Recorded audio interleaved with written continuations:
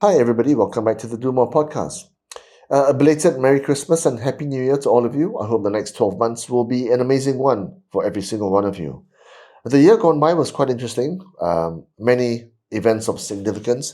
Perhaps, but perhaps one of the more significant ones was the fact that Donald Trump became US president for the second time, and I think final time. A development which I think surprised a lot of people and, of course, caused a lot of worry among people, especially in Asia, because of these so called tariffs of as much as 100%, which he's threatened to use on the rest of the world to protect American businesses.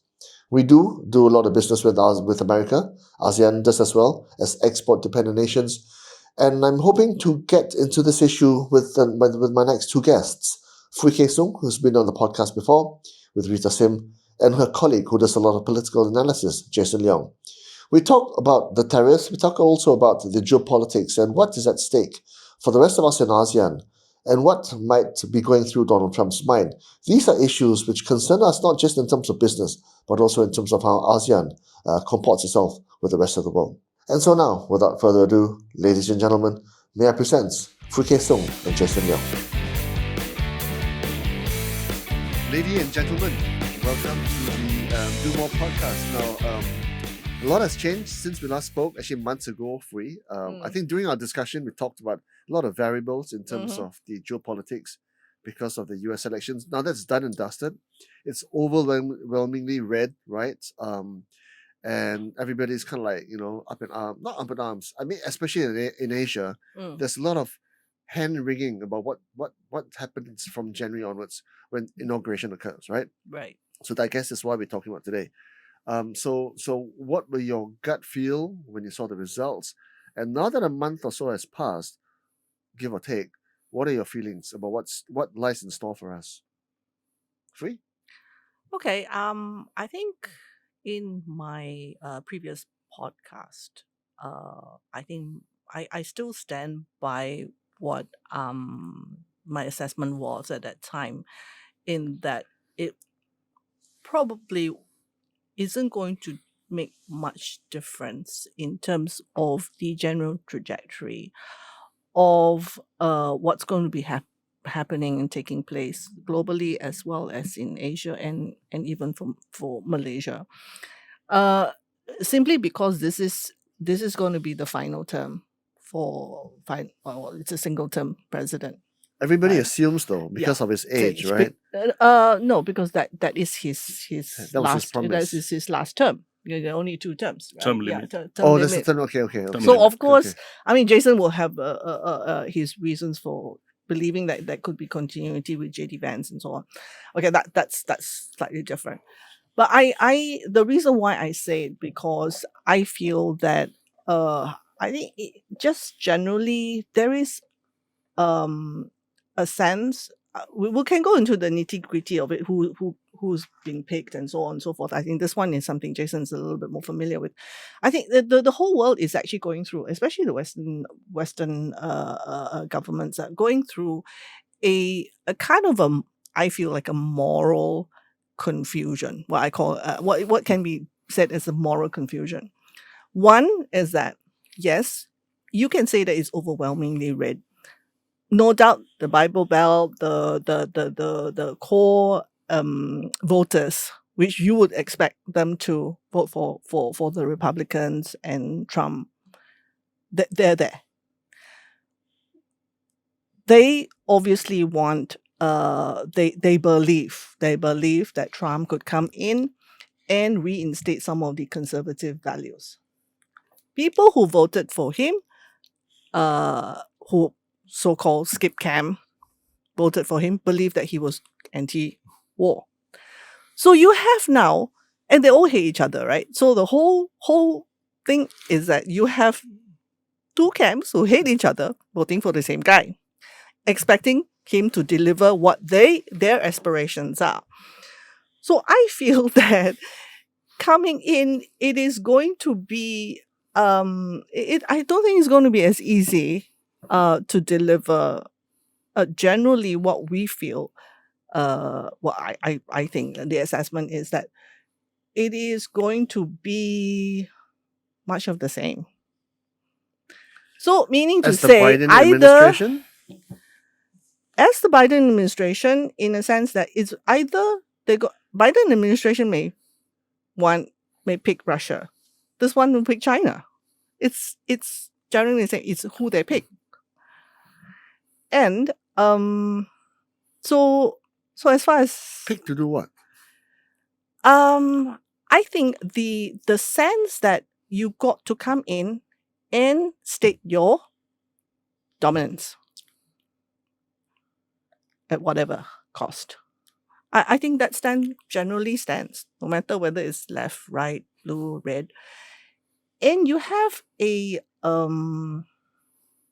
okay, as far as since we're coming back to Trump, he's either going to be unpredictably unpredictable or unpredictable predictable. Well, in the run up to in his whole campaign trail, he was very clear, much more clear than Kamala in terms of his stance on policy. Right, he's very clear on conflict. He's very clear on the fiscal situation. He's very clear on immigration. He's very clear on blockchain and cryptocurrencies. He's clear on so many things, so much more clear. And I think that clarity is why people flock to him, because he sounded so much more lucid than Kamala, who was full of sound bites, right? So how I don't quite understand, because Trump part one was a bit helter-skelter, right? Yeah. But Trump part two, he's been there, he's seen it, he's done it, he's been in power before, he knows what's involved. And I think nothing about what he said was unpremeditated. No, true. That may be, but what I'm trying to say is that you're having a voter base that is actually already conflicted. Who are you going to deliver? Although his platform is, yes, he's a lot more loose because you had such a terrible opponent anyway. Okay, it's not that he was. It was chalk and cheese. It was just terrible. So and I don't see his stand changing very much towards Asia. This is where we live, right? Just a matter of whether it's very clear that he's going to roll back on Ukraine, or he's going to roll back on, right? And that can only be good from the standpoint of energy prices, from the standpoint of geopolitical risk. Sure. It may not be done in 24 hours as he promised. But in terms of the Middle East, I think his stand is also what does that mean? Finish the job. So some people think it's like, okay, he's going to come in, there's going to be peace again, or is it going to, all right, let's decimate everybody else? Don't know. Okay, that for me isn't clear. But what is clear is how is he going to take on China? And I think he's made that quite obvious. Tariffs. That's what we understand his strategy to be, at least from a narrative. So what do you think, Jason? Well, I'm actually more bullish than that, because as far as Trump is concerned, you're right. Trump 1.0 was kind of a muddle through kind of thing, and I think probably he kind of overestimated himself and underestimated the entire establishment. He tried to drain the swamp, so to speak, but I think he failed. And more often than not, I think there were many people whom he appointed in his administration that actually did not work together with him. Some were working against him. And I think he learned a lot of lessons, including all those people and the many Republicans, in name only the rhinos, which are still present. Even now, if you look at the Senate, they may have control of the Senate, but nevertheless, the rhinos will still be up to something. Exactly. And who are the rhinos? Well, look at the rhinos? These are the Republican in name only. Basically, if you look at the whole Congress, during Trump's presidency, they tried to impeach him twice. They actually did. But of course, Senate voted it down. But in Biden's administration, Republicans had the House. They could have impeached him. But they tried. But nothing really seemed to work because the impeachment proceeding were not even carried. So all they did was just to issue a white paper and say that these are all the misdeeds of Biden. So a lot of Republican in name only, the rhinos did not vote for the impeachment. So some are in league with the Democrats. Well, if you want to talk about deep state, there are many of them which are there. Trump 2.0, I think Trump would have learned his lesson. And he is definitely very clear, like what you said, on many of the domestic issues. And more importantly, now he's very clear who his friends are. And he's appointing left, right, and center all his loyalists. And so this time now, it's not so much about how competent are you. There's some competency involved, but I think it's more about loyalty and people who can do my agenda and follow my instructions and my directions. So that is why he wanted people like Matt Gaetz as AG, but of course there was some issue, and then now it's Pam Bondi. Pam Bondi is actually his personal attorney, the one who actually fought against the impeachment for him. And there are many others. And of course, now we have got the likes of Tulsi Elon Gabbard. Musk and Tulsi Vivek. Gabbard. Yeah. So a lot of things. This time now, I look at the way that he appointed. I think the speed at the appointment is also telling, because immediately after the election, I mean, just 48 hours, he started appointing this and that. And by now, I think the entire cabinet is more or less already done. And Secretary of State Marco Rubio is there. And I think domestic policies, he's very clear. Mm. In terms of foreign policy, there might be some tweaking, but you can also see that just 3 days ago, he made the announcement, or yesterday, against 25% tariff against Mexico and Canada. Why? Mexico, partly because he believed that they are the conduit for that fentanyl thing that is coming in from China. And there's also a lot of China backyard factories relocated in Mexico. And there's a lot of Mexico washing, and they're still exporting it via backdoor into US. Canada too, same thing.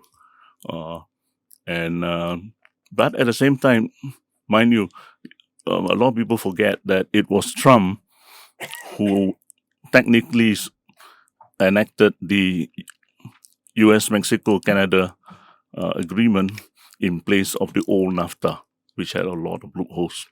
So this time now, he is plugging a number of the loopholes. Same thing for Malaysia. There was a lot of transshipment going on until not too long, I think a year back. US began to close up a lot of the loopholes. Singapore too, transshipment, a lot of stuff coming in from China, packaged, repackaged, relabeled, and exported to US to avoid the sanctions and all that. So the Biden administration is aware, and they did plug in some of the loopholes, especially when it comes to the certificate of origin. In those days, you can get certificate of origins from Chamber of Commerce and whatever associations issuing certificate of origin, certifying that this is from Malaysia. Today, it is only MIDA, because US government will say we will not accept any other certificate of origin except from MIDA. So MIDA are a bit more stringent.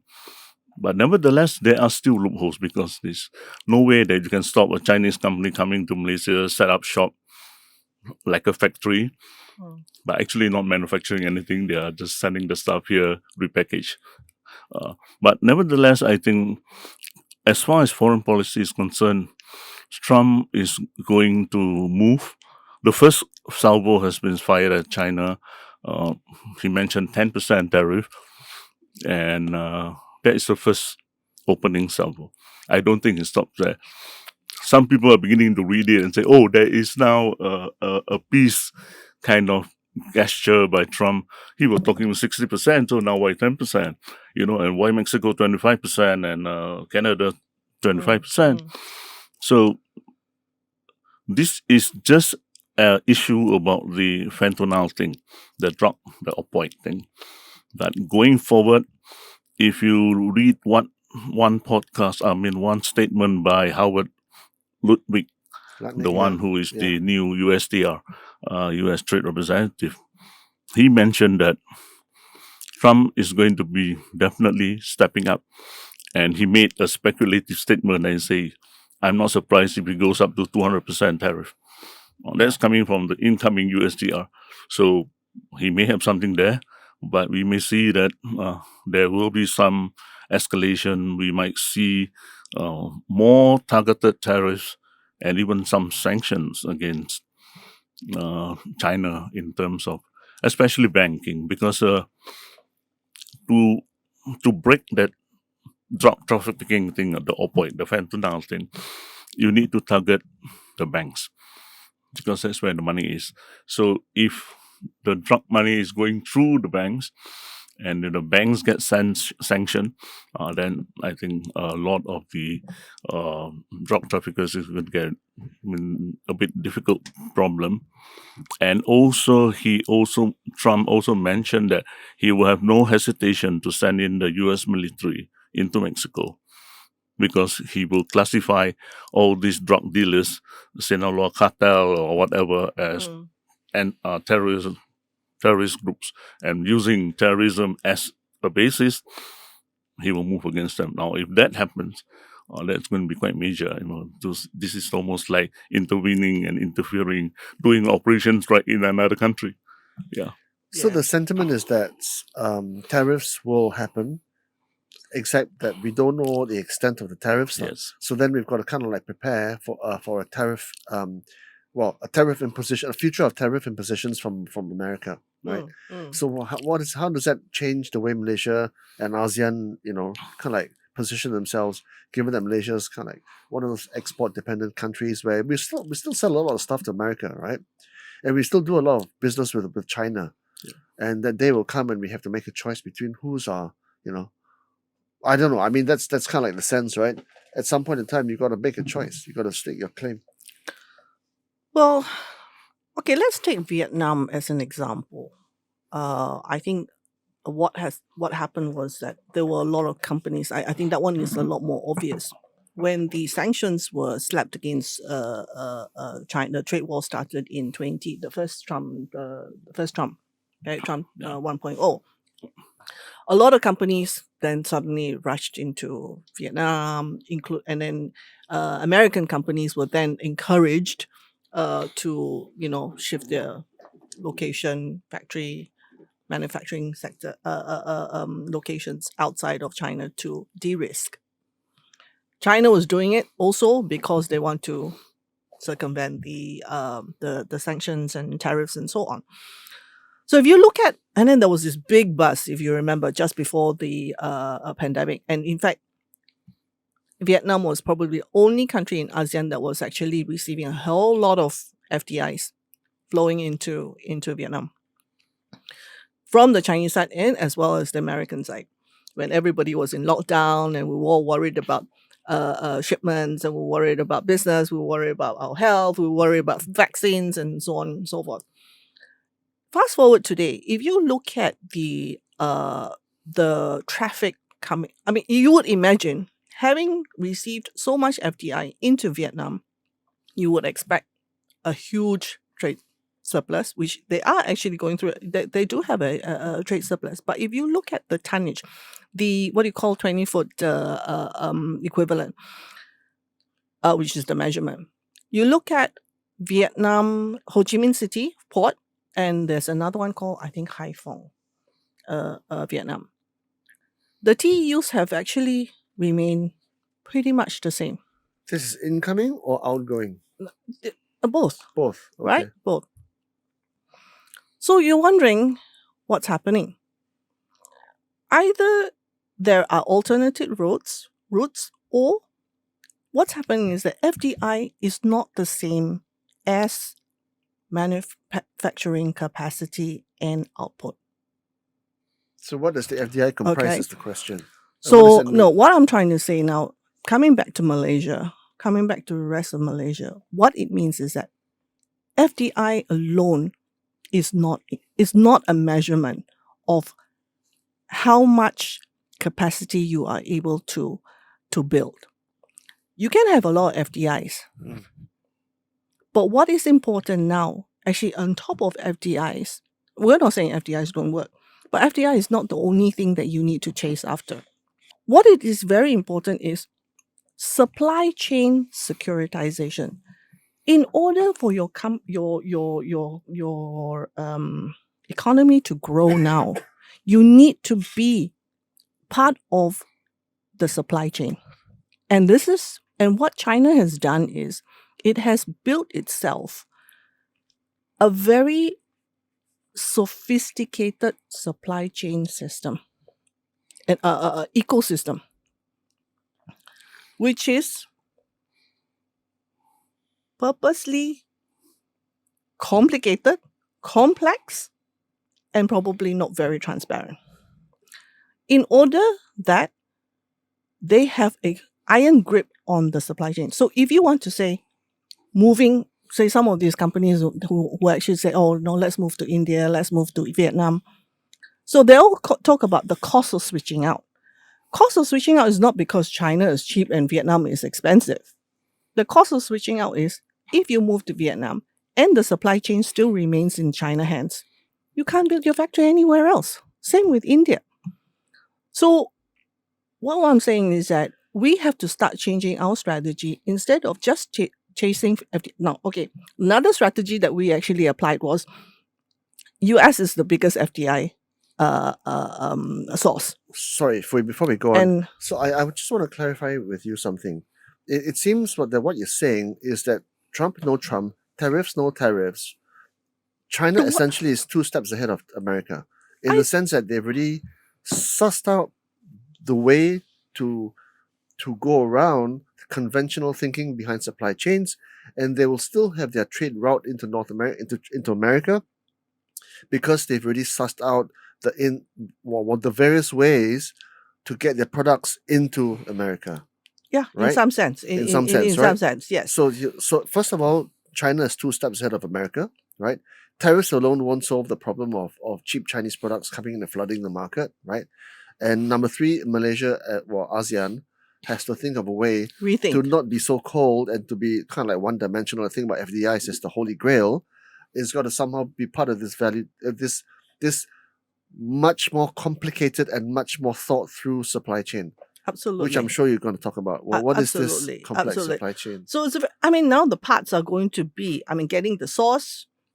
Okay, for example, iPhone. I think that's a Okay. very good, Okay, that's good case study. iPhone 16, I believe, is The latest, produced yeah. in. I don't use iPhone. Well, you in, must. uh, You don't want them to listen to you. Just listen. in India, and there were problems, not because the SOPs were no good, and it's not because the Indians didn't have good engineers, because there's certain parts that cannot be replaced until and unless you build you build another supplier, which will take time. So those supplies come from Chinese. They come From from Chinese Chinese source. sources. And it's very, very complex because now, of course, things are getting more and more technologically more complex. And to produce something could, especially high-tech components and things, it requires hundreds of different parts. And from where? So China Right. understands the essential elements of Oh, key global absolutely. products. They've built moats around these input materials, and no one else in the world can supply them except for China. Yeah, they will make sure that they have the entire supply chain from end to end. And this is something that they have learned over the last 20 years from even places like Malaysia. When I was working in AmCham, 50 years on, all these electronic companies in Penang still asking for pioneer status, I think we also have to rethink about how we're going to negotiate for when investors come into the country. Because a lot of, what do we get out of it? Not a lot of taxes. Yes, you have some spin-offs, maybe in terms of packaging, certain, E&E capabilities, but a lot of it is test assembly, and we are so dependent on foreign workers even in Penang. That one I can attest to because I'm from Penang. I speak to Yeah, some of these guys. Yeah. Yeah. So yes, maybe accounting services, lawyers. This is just the tidbits lah. Yeah. These So are the- right. out of the 50, I'm not saying that we didn't benefit from it. We were one of the first few countries in ASEAN to take advantage of FDIs, but I think that's not that is really, after 30, 40 years of so-called export-led strategy based on FDI, that's no longer the game anymore. So that's a big revelation, because people don't understand the complexities behind the supply chain, and let alone the fact that China sussed it out and built these mini unassailable moats around these input materials, which I think a lot of people don't realize at headline level. Yeah. So how does a bit part player like Malaysia, who are essentially end stream people, low cost people, we're low cost producers in some sense, right? And also we do the little bits and pieces around the puzzle, not in the puzzle, not in the brains of it, right? How do you then say, okay, this is happening, let's position, and then let's deliver? What are those key detailed granular elements there? I don't think we've understood that the game has actually changed, especially in the last 3 years, last 4 or 5 years for us. Or maybe it's been happening, it's just really subtle, and now it's just becoming a lot more obvious. Certainly not at our, at a ministry level, at government level. Is But it mind because you, they've been so busy power grabbing and horse trading? I mean, that's one part of it. I mean, that happens everywhere. But I think we are not, our people are just not trained in that aspect of looking at tipping points and what is happening. And they keep thinking, okay, China is, we just leave it to the SME, Chinese SMEs. They know what to do. They can trade. They can speak the language. Well, they'll survive. But let's go for the big boys, the FDIs, the MNCs, the MNCs, the MNCs. I think that strategy isn't working anymore. Do you talk to Maida? Yes. Why the the Maida. hesitation? I think the Maida in the 80s, in the 90s, in the year 2000, especially under Rafida Aziz, was very different from what it is today. Anyway, the game has Be changed. clear, what do you mean different? Different in the sense that it's gone north, south, east, or west? I think I dare say it's southwards. Is it because it's a human capital element? Is it because I think they've been I think it's just politicized, I or- think trade I think global trade has just been very it's already moved getting so fast, it is is that moved right? so fast. We are not, and we're not the only country, mind you. Okay. I believe in some sense Singapore is also suffering from the same myopia. That's another revelation, because you assume, and Tan Chin Nam said, assume make an ass out of you and me, but we assume that they are kind of like, they're the gold standard, but not necessarily, right? So what do you think, Jason? You've been kind of like... Well, first of all, I do agree that the global supply chain thing, China has got almost very good control of it. They built it up. And if you notice, when Trump first launched his trade war in Trump 1.0, he used the term decoupling from China. Right. But you can't. You can't. There's no way you can decouple from a very complicated, dynamic supply chain that is basically very much rooted in China. So when Biden came in, the term was changed from decouple to de-risking. So that is possible, because you're talking about managing your risks, and terms like friendshoring comes in. And friendshoring is real. There are a number of operations, especially US companies in China, relocated some of the factories and operations to Southeast Asia, whether it's Vietnam, Malaysia, or Thailand. Let me give you a very recent example. Boeing has got a plant in Bukit Kayu Hitam for a long time. It wasn't under the name Boeing until a year ago. They decided to take majority control of that. It was a JV company, and now they call themselves Boeing Composites in Bukit Kayu Hitam. If you've been there, they have got 1,000 over workers actually. Some of them are pretty high tech, good engineers, and they are poised to step up the investment in Malaysia, especially talking about manufacturing of parts, whether it's composite parts or all kind of parts for the plane for Boeing. Now, what is interesting is Qatar. Why would Boeing? I think Boeing understand Malaysian politics. They know what is going on. They know PAS. They know UMNO. They know PKR. Nevertheless, this is actually a vote of confidence on the future of Malaysia. A company like Boeing do not simply step up investment in a country if they see that there's no future in it. So the future outlook is good. Boeing has got many factories in China. A number of them were shut down, partly because this is part of the de-risking thing, and also partly to, in a way, tell the government that, yeah, we're supportive of the things that you want us to do. So we have relocated, and now we're in Malaysia and Vietnam and everything else. And look at the data centers that are coming. All the big names are announced here. Amazon, Microsoft, Google, even NVIDIA is here with YTL.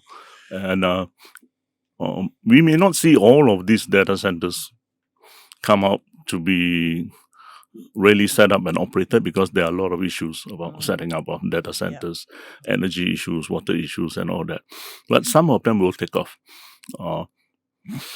FDI, despite the fact that, there's a difference between approved FDI and realized FDI. Correct. So Malaysia realized FDI is yet to really see the numbers. So far, we hear an announcement on approved FDIs. Approved FDIs from US actually in 2023 is 21 billion US. It's a lot compared to China, 4 billion US. So that's huge. And in terms of trade, China used to be number one. Used to be. I think last year, 2023, Singapore was number one, 18%. China's trade gone down. In terms of export, the biggest export partner, and then went down from 19 to 17%. So there is also a myth that Malaysia is too dependent on China.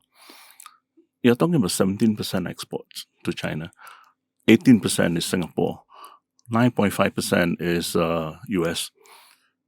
And if you look at Singapore, it's an entrepot. How much of the 18% actually has been repackaged and added value and actually sent to US. So technically, if you add up 18 plus the 9.5, 10%, you're talking about 28% US, Singapore. That's bigger than China itself. So in a sense, US could be de facto our largest export partner, hidden by the camouflage of Singapore. And after that, there's Japan. Japan is about another 3% of that trade. So by and large, and the biggest one, actually, the biggest trading partner for Malaysia now, in terms of export, is ASEAN, 27%. So if you add up all these numbers, you will see that Malaysia's real dependence on China is really not that much. We are a very open economy, well diversified. And a lot of products actually go to US. Number one export is E&E, electronics and electrical equipment. There's 33% of export. Oil and gas is about 18% now, thanks to the earlier diversification, trying to move away from oil and gas dependency. But those are the numbers that will also tell you a story that Malaysia is... So whatever happens to China, the impact on Malaysia can be managed. We managed it at Trump 1.0. We did not come off too badly. So Trump 2.0, we will still be able to manage it.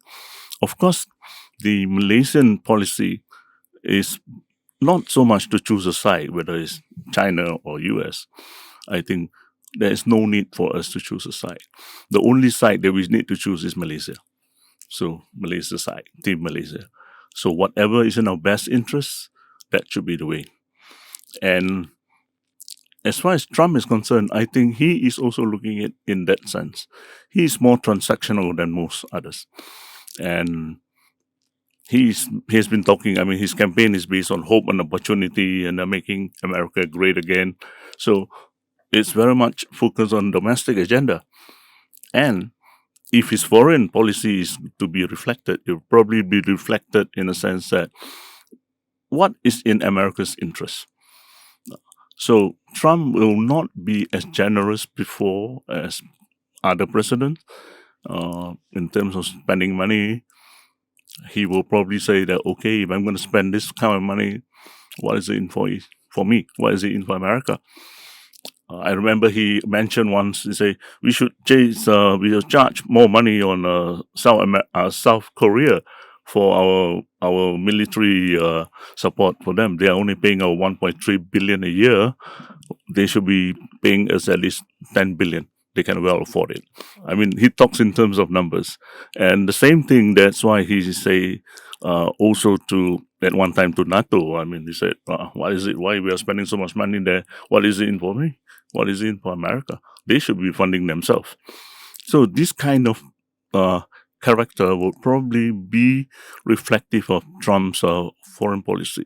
So as far as Malaysia is concerned, we can manage that. And I think we have so far, our leadership, PMX, in his visits, he has, I would say that he's been quite strategic. He avoided visiting Biden. Partly, I think it's just a no-brainer. He's a lame duck, so why bother? So might as well. So I believe that now with Trump coming in, just a matter of time before PMX will go to America and talk to Trump. But meanwhile, he has stepped up engagement with China. So there were a number of trips to China, and the last trip was pretty good because I think he made a clear invitation to President Xi Jinping to come to Malaysia. Partly it will happen, I think, 2025 when we take the chair of ASEAN. So that would probably be for Xi Jinping to come. And a lot of things, he also signed up as the BRI partner for China, Malaysia. We already have BRI project here anyway, ECRL and all that. But there may not be new BRI projects. But nevertheless, PMX has done his strategy quite well. And he has also engaged with Saudi Arabia, because there is also a planned visit, an official visit, finally, hopefully it will happen by MBS Crown Prince to Malaysia. Because that is a huge oil and gas hub and industry in Saudi Arabia.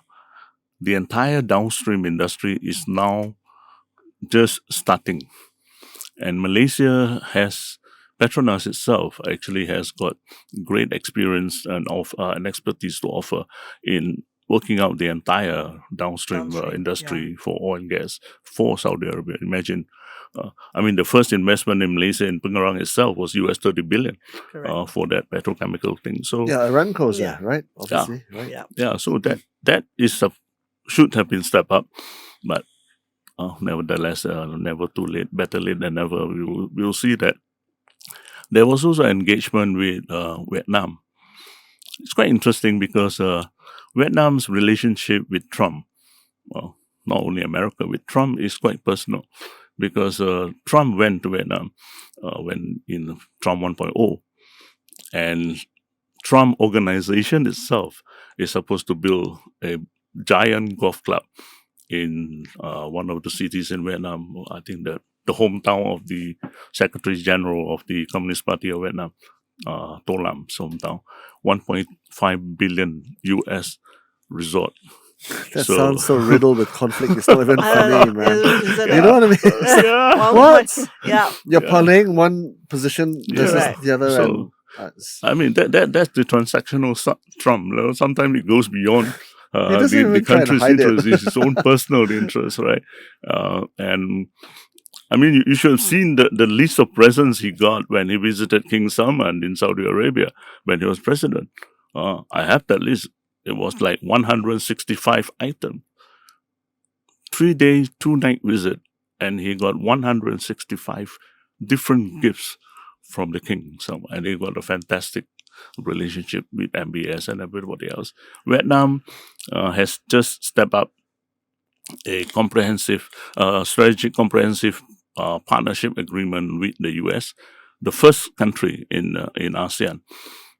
And PMX, straight on that, when he went up to Vietnam recently, Malaysia has signed the first agreement in ASEAN, also strategic comprehensive partnership with Vietnam. So he knows, PMX knows that this is what it's doing, and definitely not only PMX, we can see Indonesia also chasing after China and chasing after Trump. And you have heard the viral conversation on the phone by Prabowo and Trump, I think he mentioned Sir 25 times that. They said, anywhere, wherever you are, I will fly and personally come to see you. Who said Sir? Prabowo That's or a Trump? Prabowo. Prabowo said. Yeah. So he's Well, pandering if you to. look at yeah. export numbers, it has actually tanked Yeah. by Yeah. nearly about 40-50%. So Yeah. something is seriously happening in Indonesia that is actually not working too well. So I'm not really looked into Indonesia for some time, but it is not. I think things in Indonesia is just not so easy now. So from a messaging standpoint, when Anwar meets Trump, right? What are the key messages? What is the narrative? What is he going to say? What should he say? If he's only got like 5-10 minutes with Trump, what does he say? Malaysia is open for business, for American business, and based on That's our the same message from before, though. but based on our relationship with America for many years, I mean, many people kind of do not put enough weightage on the military relationship, military diplomacy, and the intelligence sharing between Malaysia and US. That is, I mean, Okay, that's huge, right? A lot of people don't realize the it's magnitude. huge. We have That is a legacy. That's Yeah, a legacy. it's- That's a legacy yeah. thing. I mean, America has basically after the war taken over all the 800 bases, military bases from UK. So that goes way back. Yeah, but it could have been discontinued, but nevertheless, it was stepped up actually. Yeah. I think since the MH370 incident, there was a lot of support coming from America. And MH17. Where I think Hishamuddin then, as the Minister of Transport, said, now we know who our friends are. So stuff like that is also very important to note that Malaysia, Anwar PMX went to Russia. He met Putin. Some people were saying that, okay, military is going to acquire some Sukhoi jets again, but it didn't happen. Right? It was Mahathir who acquired Sukhois years ago. 18 Sukhois, now there are only 4 that is flyable. Do people actually know how to operate them even? There is no after-sales service. If you buy Sukhois from Russia, no spare parts, hardly any maintenance. And instead, our Malaysia, we went to Kuwait and negotiated a deal to buy the second-hand Hornets F-18C and D, 39 units. Those were the Hornets that was used by Kuwait just after after the Persian War. They were invaded and they finally need to buy. They bought 40. There are now 39 left. 33 flyable, 6 probably can be cannibalized for parts. But that's a pretty good deal actually for Malaysia because we have Hornets and 33 planes coming in from Kuwait would essentially give us 2 squadrons. And that at least it is a... it's at best a deterrent. I mean, that's not well, going to it's be... a stopgap measure. Yeah. We can't afford to buy the MCRA yet, the multi-role. Well, they could have just gone to Afghanistan and paid the Taliban for the aircraft that the US government left behind in a hurry. No, okay, so seriously. So from a geopolitical... Okay, so we've kind of like suggested that from a trade perspective, Malaysia is athletic enough to kind of like jump between the hoops and still make some money, huh? Yes, essentially, right? definitely. We will sail through. I think Yeah. I think we will. I think we will. Correct. So that's fine. From a geopolitical standpoint, because a lot of people, are we going to war and this and that, right? And then some people have even said that we're already in war, right? How does Trump pull itself out of the Ukraine? how does Trump address the Putin's incursions in Ukraine, and what happens with Taiwan? So one at a time. Okay. Ukraine, Trump, even during his campaign, he has mentioned that he will resolve the Ukraine issue within 60 to 90 days. Yeah. So how does Alright. he do that? Mechanics. I think at all times, Putin is more or less ready for peace talks. But there were some stumbling blocks. I didn't ask you this because you were not around in part one, right? But so why did Putin attack? Is it purely territorial? I mean, that's the easy answer, right? No, right? No. It's kind of like a reflex to all the stuff that NATO has done in the past, right? Yes. Yeah. Okay. It's also Correct. historical. Okay. The Donbass region and those regions that he has taken back. Those are the it's regions traditionally Russians. Russian, Yeah, they're obviously, Russians, right? yeah. they speak Russian, they're Russian. Okay. Yeah. So for those three reasons, lah. Okay. Yeah, so, and then of course he doesn't like the fact that Ukraine wants to go into NATO, and then you start to put missiles in my Right, on backyard. doorstep. in my Yeah. doorstep. On Yeah. my Right. doorstep. And So- everybody's like, play a game of Risk, and all your enemies are there, right? Yeah. Yes, but well, that's Ukraine, and then I think from what I understand, Trump has already spoken to Putin, and even Elon Musk has spoken to Putin, and this time around, if there are people who are not working against him, like some of the deep state guys and generals who are still in their interest to perpetuate that war, partly because of the military industrial complex. There's a lot of money to be made there. And but Trump gets this way, he can negotiate. From what I can see, I would think that it will be what it would be called like a frozen conflict. They will come to an agreement that, okay, stop all this fighting. A kind of armistice is entered into, where there will be a demilitarized zone somewhere.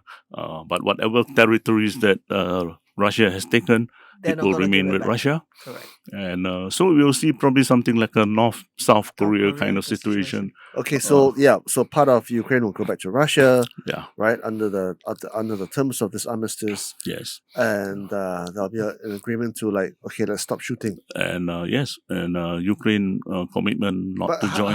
how does Trump play the kingmaker in this? I mean, what gives him the right? What gives him the right to say to step in and say I'm the kingmaker? What gives him the heft? He has a personal relationship with Putin. So one phone call, simple. I called Vlad and we had lunch, and I should say, hey Well, Vlad, let's. Of course, they need to get into that agreement, but definitely makes things easier when you are able to talk to that person, and definitely also Trump is able to give instructions that we will not fund the war anymore. Unlike Biden, That's key, but because under the blues, right? yeah, a shit it is ton of almost the money, Yeah, right? So I mean, Biden is saying that we will send every available dollar to Ukraine. I mean, Trump is going to say no more, enough. no yeah. more, enough is enough. But what we will see is that these 2 months, the last 2 months of the Biden administration, So it seems so logical and so easy to have engineered. Why was it? Well, obviously not why, because there was obviously things at stake there for Joe and all his bunch of buddies, right?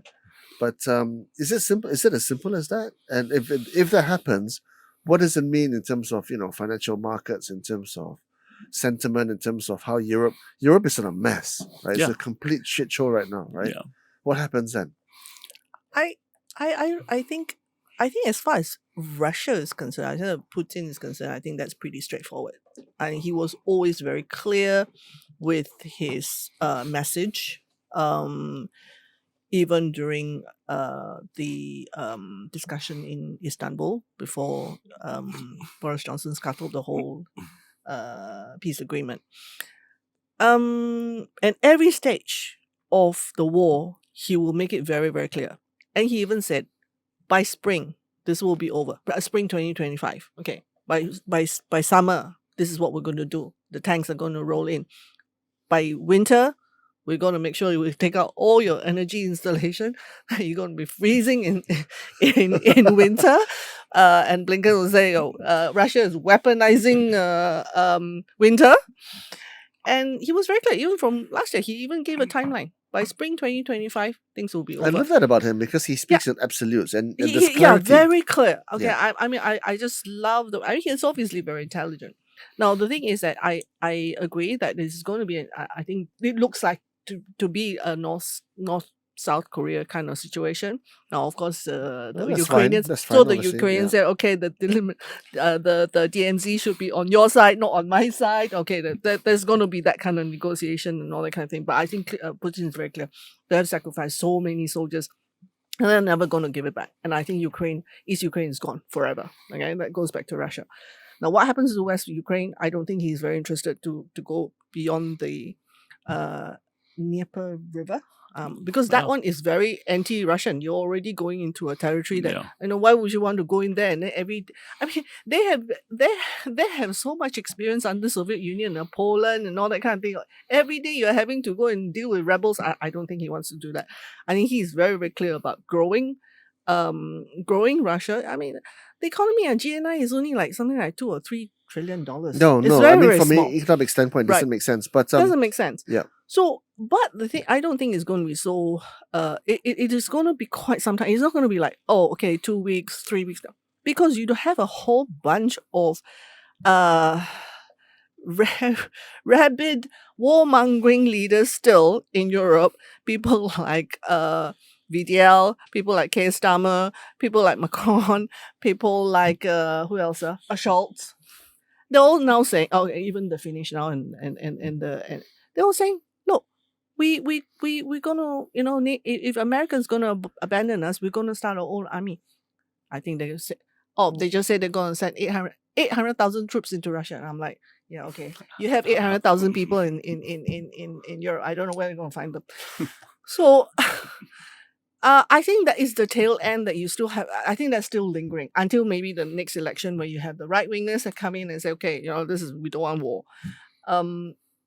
It's not going to be so easy, really. So pertinently, right, from the standpoint of what it means for us, because I mean, ultimately, if they want to just shoot and maim each other in some other part of the world, it's fine. I mean, not to say fine, but can't do anything about it, right? But from the standpoint is, let's just say, energy supplies, right? Gas supplies, are they going to be reinstated to Europe? What does that mean? Going to mean for the economy there?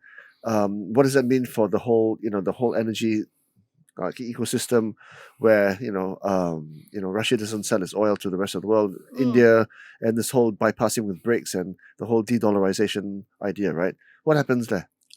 Well, it's not so simple as that. Just Correct. Obviously, it's not as simple as that. To reinstate supply from Russia back to Europe. The Nord Stream that has been sabotaged is still yet to be repaired fully. Yeah. And it's going to take a lot of money to do that. You're talking about Nord Stream 2 or Nord Stream? Well, Nord Stream, I think it's the second one that was sabotaged. Yeah, the second one that was. But that was sabotaged, the key pipeline. Correct. Because if thanks to Biden. If you look at it carefully, who is the number one LNG supplier today now in the world? It's US. So suddenly they leapfrog over Qatar and everything. Malaysia still remains at number 4. And so a lot of US supply of LNG goes to Europe now. Not entirely replacing the Russian dependency, but to a large extent. And that is actually very good for us, Malaysia. The moment US steps up to supply LNG, Malaysia Petronas will benefit. Many people do not know that almost 1/3 of our LNG reserves is in Canada. Of course, we spent a bit of money there, didn't we? We spent over 30 billion US to acquire Progress Energy. That's right. And that is in the Prince Rupert area. And they are all assets in the ground. It's not so easy to take it out, partly because you need to supply, and we have plenty of LNG on our own to supply to Taiwan, Japan, and everybody else, including China now. Yeah. So, but if the supply in Petronas supply in Canada, if that is operationalized and they just need to build a short pipeline into USA that can back up. And we can even write on US if they are short of LNG, they can use ours and they supply to Europe. So that is good. And Trump has openly stated that he is for energy supply. He is for fossil fuel. So that's Fantastic. I mean, right. not for the greenies, but for fantastic otherwise. I mean, So basically, what you're so saying is that countries like us who are still doing fossil fuel, Fossil oil fuel. and gas, we don't really have to worry. Okay, we just continue business as usual, and that's good. I mean, lack the unnecessary pressure from the environmentalists. Trump was the one who pulled out America from the Paris Agreement in Trump 1.0. Just as a little aside, I just love the fact that he did that, right? Yeah. I just love it because he has a conviction and then he acts on his He acts on conviction. it. Because I think a lot of people don't realize, I mean, the environmentalists, the tree huggers, whatever you want to call them, right? Yeah. Discernibly from an empirical standpoint, in the last 10 years, despite all this money that's been spent on ESG and all that nonsense, status quo. Status quo, right? Status quo, no change. That's why Trump said climate change is a hoax. It's a hoax. I mean, a lot of people might crucify us for that, but honestly, right? Just look with your own eyes. Yeah. And the ecosystems that have been built around it and the money that's being made, you got to ask, this is a bit dodgy. You know what I mean, right? Yeah. And I love the fact that he calls it for what it is. Yeah. And I think people love that. Yeah, that's Because right. between him and Kamala is all about smoke and mirrors and messaging. Yeah. He's one of us in some sense. And I just had to make that point. Yeah, I mean, and Biden, of course, put US back into the Paris Agreement. So the recent COP29, no big deal. I mean, they're still holding it in the strange countries which are all fossil fuel. Look, the UK sent nearly 500 delegates right to COP29 on commercial aircraft. I mean, what is? I mean, just the they should be rolling there. In the kind of atmosphere that was. Yeah, it's just crazy. So crazy. no surprise if Trump 2.0 he will do the same again. Yeah. We'll pull out of Paris Agreement, and so the rest of the Paris Agreement targets is going to be falling on the shoulders of all the other 200 countries who have signed up for it, including Malaysia. So I hope that there will be some reduction of our burden. This whole carbon market thing they're trying to, I just don't understand it. It's just, it failed in the UK and in Europe 30 years ago. I don't know why. So from a trade standpoint, fine. From energy de-escalation, geopolitical, fine, right? Yeah. China, Taiwan. Okay, not China, but Taiwan. Right? Does he step back? Does he message more peaceable statements? What does he do? I think, like I said, Trump, if you look at him as a person, he's transactional and he's going to be less generous. This is what I made the statement earlier. Well, he's very clear he doesn't like war. He's been very clear. He's not a warmonger. No, he's not at all. Yeah, he did not start any war during his first term, so I don't think he will start any during his second.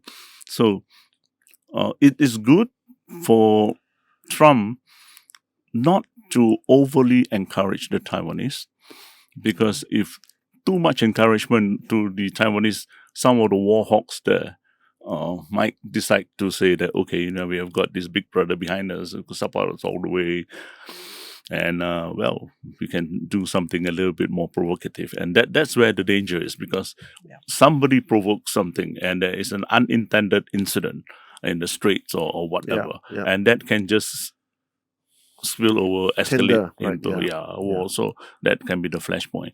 But if the Taiwanese are now getting a president from US who is saying that, hey, it's not so easy, why should we be giving you so much military aid? We need the money ourselves. That is why Trump is setting up a Department of Government Efficiency. So he's into reduction of deficit spending, and he wants to keep the money as much as possible in America to rejuvenate or whatever, revitalize the economy of America. So money coming in and commitment into Taiwan is going to be less. If that is less, that's good, because now the war hawks will not be so aggressive on the other side, and just maintain status quo. So if that's the case, then I don't see any likelihood of provocation of war. And there's really no need for Taiwan. That is something that actually many people don't see, because China always say, okay, the red line is when Taiwan declare independence. That's the red line. But is there really a need for Taiwan to declare independence? Nothing will change at a practical level, right? Nothing. Status quo. As now, Taiwan is de facto actually a country. It has its own military, it has its own central bank, its own currency, it has its own passport. If you want to travel from China to Taipei, you don't go through the domestic lane. Yeah. You can't go to domestic lane. If you say that Taiwan is one of us, then fly domestic. See whether you can land in Taipei. You can't. You have to go to the international departure. And you still need to show your passport when you get in Taiwan. So a lot of things are there, So, this is great. I mean, so many people were so worried about Trump, 2.0. Yeah. But from a trade standpoint, fine. Yeah. From a geopolitical standpoint, fine. Yeah. From a de-risking perspective, fine, right? Markets love this guy. I mean, what is it now? Yeah. It's up, what? Oh. how many Everything is percent, all-time high, right? Exactly. Mhm. Fantastic. Yeah. So, but from the standpoint of fiscal health in America, fiscally healthy America is good for the rest of the world, right? So he Definitely. wants to cut the deficit by $2 trillion a year. He wants to impose tariffs and, in fact, lower taxes for American people. Yeah. Sounds interesting. Can he pull it off? It's not as if it hasn't been done before, right? It's been done 100 years ago, right? In fact, 120 years ago, there were no taxes in America. I think it was something like that, right? Yeah, all 100% tariffs. Yeah, exactly. Can he do it? Yeah, Do you think but he can then do it? Is Vivek reducing and tax, Elon yes, the but right to actually people? go 100% tax and no taxes and No such- 100% tariff, yeah. no, Not today, lah. not today. But, Not today. yeah. But can he do it? And Vivek and Elon, I mean, Elon's already running 7 other things of globally tectonic importance. How is he gonna? He's going to Mars. He's got Right. SpaceX. We still haven't got the 2 astronauts back He's yet. trying to IPO SpaceX now. He's already kept. Yeah. I mean, what is he? Well, I think Elon and Vivek have been tasked with government efficiency. I think the first item on the agenda is basically to cut the deficit Cut spending. deficit. Yeah. So we pull back a lot of stuff which is not budgeted for. You cancel all that kind of thing. So it's a bit like what Idris Jala and Pamandu were trying to do, right? So maybe they just send Idris there, isn't it? But Trump will probably have some kind of KPIs and say he looked at the numbers and says, yeah, definitely. But tariffs will come to some extent, will help part of the revenue, because if you cut taxes, Of course. you Of cut course. corporate tax, you cut personal tax, good for the population and definitely good for his popularity, but the country itself will have less revenue. But if he's able to get some revenue from the tariffs, that might help. It's not going to be 100% plugged in, but definitely it goes to some extent. And I think the message that he's sending out there to Taiwan or to Philippines or to any of those countries, even countries like Saudi Arabia, it's all about money. You want my security guarantee, we will protect you, yes, but what is it in for us? So how much? So stuff like that is going to be increasingly, I think he will negotiate stuff like that. And if that's the thing, so it's good for America and it's good for us, because if America booms, I don't think it will boom in that sense. There will be slightly higher growth, stronger growth. Look at the share market, and if taxes are cut, people's revenue goes up, income goes up, and they'll probably consume more. Good. 100%. Yeah. I mean, there's a direct and tangible relationship between higher asset prices, right? Yeah. Namely the share market and the properties, right? And spending. I mean, already credit card spending is, I don't know what it is. It's ridiculous in America. That's right. And people are just going to keep on buying, right? Definitely. And with the Dow Jones going up, our Bursa is also following in tandem. Well, now they are talking about 1,700 in terms of points, great, which is good.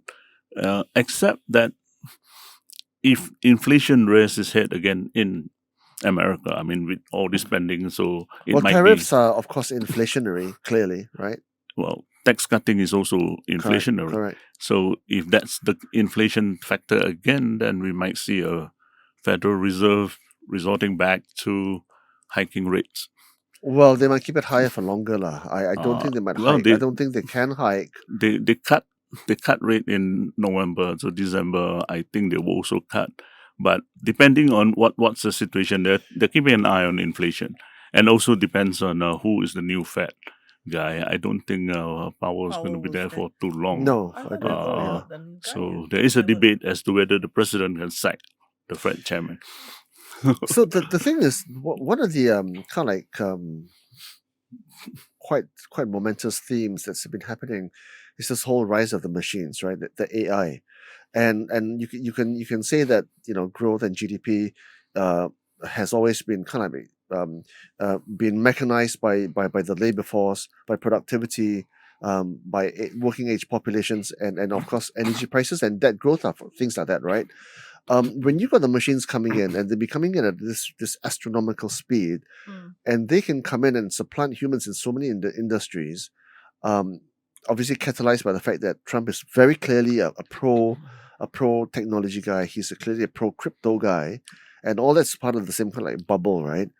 Do you think about the productivity gains that can come from the machines, this whole pro blockchain, pro Bitcoin thing, and the fact that he wants all these intellectually gifted people in technology come back to America and invest and build in America? I mean, that is got to be something that is of great import in the years to come. Do you guys think about any of that? And how do you see it happening? Well, the thing is that you are no longer, you see, after 4 years has passed, I mean, you're no longer the only player in town, right? There is a lot of competition for talent, particularly China is now producing a lot more AI engineers than America is, So there is I think has been a real vacuum that has been left behind since he's left. 4 years, a lot of things have happened, and it's not going to be exactly the same. And to try and regain the confidence of the investors in this technology game, I think it's not going to be as easy. First of all, there is a lot of fiscal issues, like you say, to resolve in America. Their debt levels, their society, how fragmented they are in terms of their opinion, is not easy, and how they have actually they have lost. There has been a vacuum. So I need to try and make that up in 4 years. I think it's going to take time. So you talked about how JD, right, is kind of like the continuum upon which Donald Trump is putting hanging his hat, right? There's a reason why he hired JD, obviously, right? Certainly. The right demographic, the right age, the right background. Typical American story, rags to riches, right? The right wife. Right, exactly. The right wife. Even that. This guy, JD Vance, if he couldn't have been created more perfectly for the Blues, isn't it? Sorry, for the Reds, right? And also the fact that she is for the blue collar. She is plugged into Scottish Supreme Court. She is a practicing lawyer, litigation. Trump was actually building up his legal team this time around. Yeah. If you look at Trump 1.0, 2020 when he lost the election, none of his legal team then could even move Scottish to get a hearing to challenge all those alleged fraud and electoral fraud. Nothing, because you can't move Supreme Court of US unless in a way you are connected. You're part of that. How many of those judges there are all Harvard and Yale? So none of the Harvard lawyers will want to represent Trump, because what for? You pay me $40 million, then I will lose all the other jobs, all the other corporate jobs, so which are billions in billing. So this time round, he had Usha, which is J.D. Vance's wife. She actually in the law firm of Charles Munger and Olson. Oh gosh, who's a partner of Munger is Warren Buffett. Warren Buffett's partner. Yeah, right. Since the deceased RIP, right? Yeah, so she's connected. And Harvard, J.D. Vance is also a lawyer, Harvard. They're all connected. So these are the people who can, and she clerked for the Chief Justice and one of the other, I think Judge Kavanaugh. So if they want to move the Supreme Court of US this time round for electoral fraud, they can. So I'll need to say it, because 6 months ago, when things were so uncertain, we were like, oh, are we going to go to war or recession or all right? In 6 months, so much has changed, because it seems as if all the dominoes have tumbled in the right direction. It seems as if for the next 4 years, we might have this huge economic bonanza where asset prices just go through the roof, right? America's fiscal health gets put back in the first tentative steps to recovery.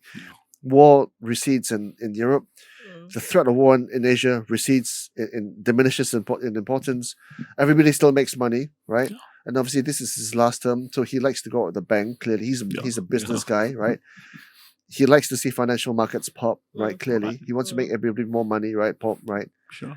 I think I touch wood, but it seems as if we're in for the next 4 years of fantastic economic bliss. Would I be wrong in saying that? I think that might be a little bit too optimistic, putting it. Or rather, I what think- could derail this, lah? I think there are a lot of resistance still in America in the deep state. That I don't think it's so Yeah, easy to yeah, just that whole overcome that. mechanism, The whole yeah. mechanism is a lot of people who are actually making a lot of money from war. A lot of people making a lot of money from the system. I don't think that's just going to disappear just like that. And someone was just saying the other day, will the team that he has picked, are they still going to be there in 12 months' time? Probably all of them That's could be true. sacked again, you know. That's true. So But I he's mean, been he's done more- it. He's done it before. He's Like been I said, more selective, far more selective this time around. predictably Yeah. unpredictable or unpredictably But that's the thing. People say it's you know? unpredictable, but I don't think it's unpredictable. Yeah. I mean, he may No, have you a lot can't of hear bluster, blusters. right? But what he actually says, he's done. I mean, Yeah. he wanted to build the wall, he built the goddamn wall, right? Yeah, He did it, right? He did it. He made them pay for it. That's exactly what he did. Yeah, he did. So he can be.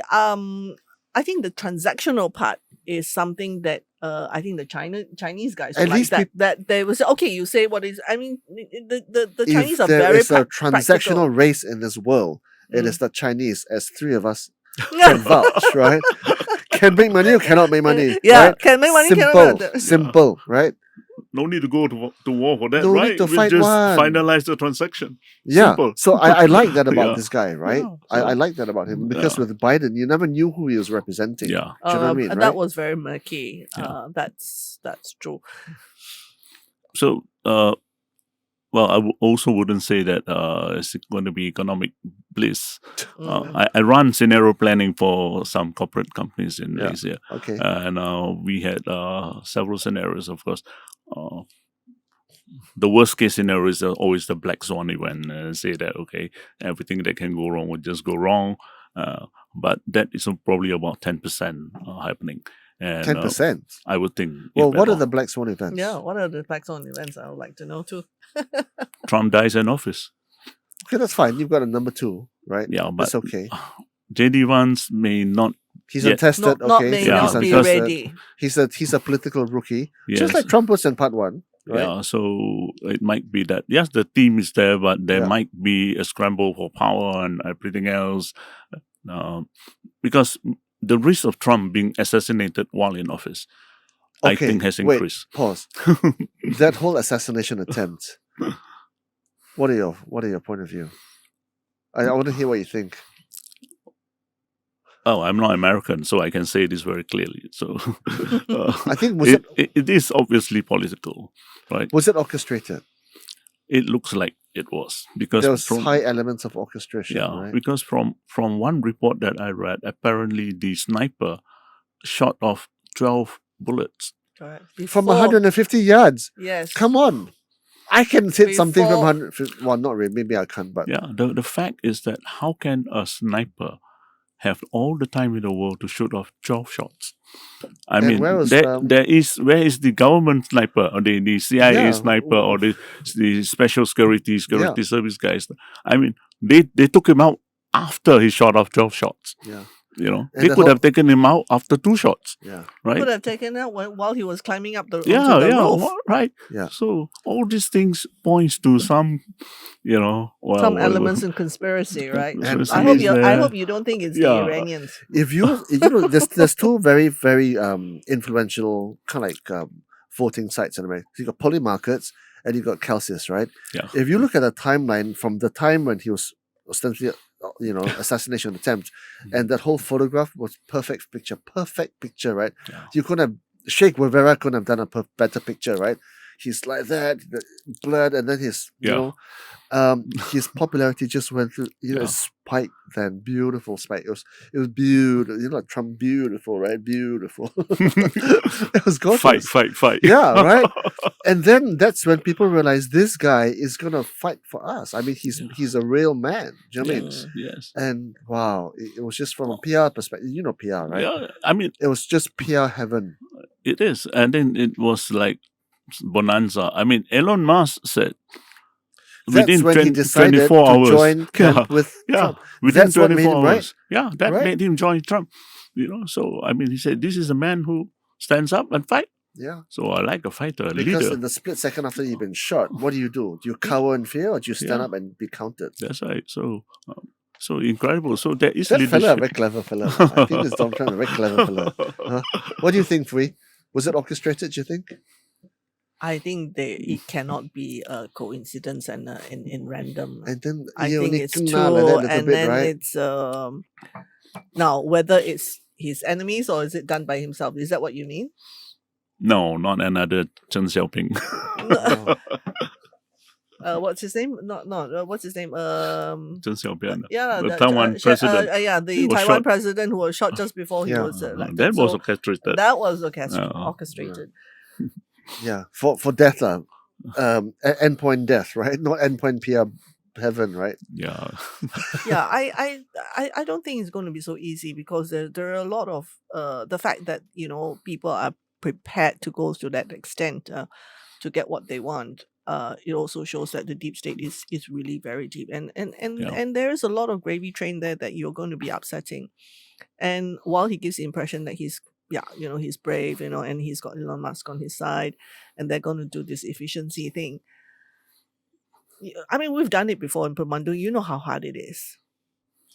We know guys how in hard there, it. they You know how hard entrenched it is. It's so interests. entrenched. Yeah. And people say, okay, yeah, we can pull back, and then after that we just don't move. You don't know where you don't know Well, where they're just down tools. you- They just yeah, don't. yeah, you don't you right? just don't do. Okay, Yeah, you just just don't down do. tools And and then you after care. that, what? And then it's so huge. How? It's not easy to move. Although the intention is there, and the thing is you see, when you talk about JD Vance, he's a rookie. But Trump is not. Trump has been in the eye of the public since the 80s. Everybody knows him. But this is Jason's scenario planning, Yeah. where the black swans are swimming on the lake, right? And they are in full view of everybody. But I don't. Yeah, I don't. What I'm trying to say is that I agree with him. I don't discount the fact that this there is this possibility. Then what? Then we're going to go back to this whole thing all over again. Well, 10% is Okay, actually let's- quite high, lah. Well- Was that actually narrated by your team? Was it 10%? Yeah, I written think by my team. 10%. Yeah. Okay, that's 10%. I mean, I mean, we don't want to put it as so small. I mean, the try is that. 10% is not 1%, it's not 3%. 10% is 10%, I mean, assassination is just one of the Correct. possible scenarios. There Correct. are other stuff. Mm. So, I mean, Well, I so heard many somewhere other that I things. think one of every 3 or 4 American presidents have been either assassinated or attempted to be assassinated. Even Ronald Reagan, of course, right? Yeah. Quite memorably. yeah. So I think he will be a lot higher. Yeah, I mean, his special Secret Service team has to really step up and take care of him. Even now, before inauguration. Exactly, right? Uh, If he gets shot between now and January, Yeah, that's big it. issue, big problem. Yeah. So Everything and is then gonna- we'll come back here again. Big problem. Then we'll come back here again. Yeah, so can JD Vance step up and Exactly. and fill that big shoes and I don't vacuum? think so. He doesn't have that gravitas and stature as No, Trump. yeah. Not yet. But he will be a good president in training for next 4 years. Yeah. That might give him some very good experience. But the more likely scenario is that America should be entering into a stage of growth, whether it's going to be moderate or solid growth. So either one is good for us, so long as there's growth.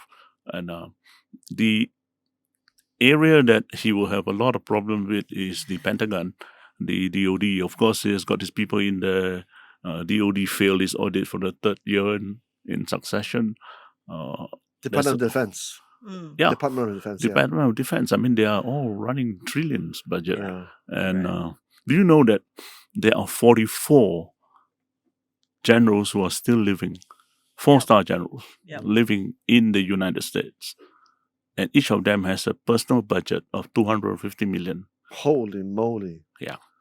And what did they do with it? It's very top Well, heavy. that's- I think they have been complaining. So It's these very are top our- heavy, isn't it? These are our kingmakers in Malaysia, right? These are the ones running around and, with their bodyguards and. Well, these are the generals who Yeah. will have this budget to play with, to buy what stuff. It's for own thing, and to buy this gun or buy that gun or to buy this missile. Personal budget. This is personal. Each of them will control 250 million US. Personal, as in for personal consumption, for personal, not for the government. Well, it's allocated to them to use it for the for- country, lah. Well, presumably, but there's Well, it can't be as obtuse as that, can it? they are smart enough to do all kinds of stuff. You can do all kinds of contracts, and that's why they failed the audit. Why did That is interesting. 44 running around. 44? That's what is that? 800 million. Well, no, it 9 billion, right? Yeah. So that's a lot That's of money. a lot of money. That's a lot of money. And there is the CIA itself. Nobody knows how many deputy directors of CIA are there.